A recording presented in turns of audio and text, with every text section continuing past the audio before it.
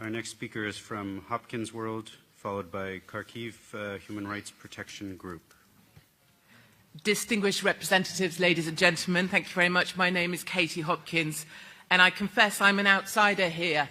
I have not spent too much time in conference rooms like this with people wearing suits and name badges, but I've spent a great deal of time in ports in southern Italy and Sicily, observing firsthand the highly sophisticated operations of the NGO rescue boats across the Med and those profiting from their cargo of humans.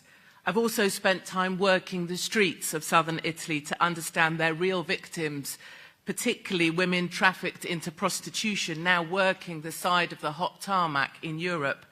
And be clear, NGO rescue boats do not involve a frantic search for people. The boats have scheduled departure times and agreed collection points in a drop-off zone off the coast of Libya.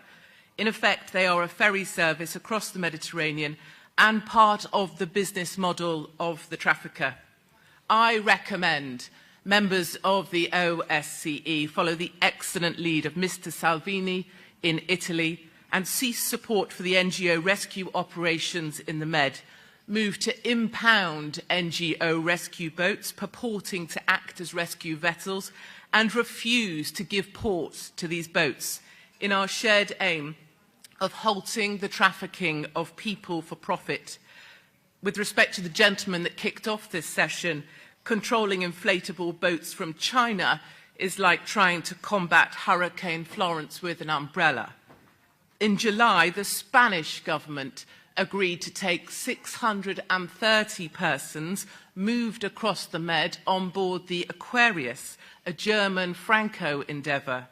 By accepting the human cargo of these boats, governments like Britain, like Spain, like Germany, like France, like Portugal are, by extension, part of the problem. Stop being part of the problem and be part of the solution. Many thanks, Mr. Moderator.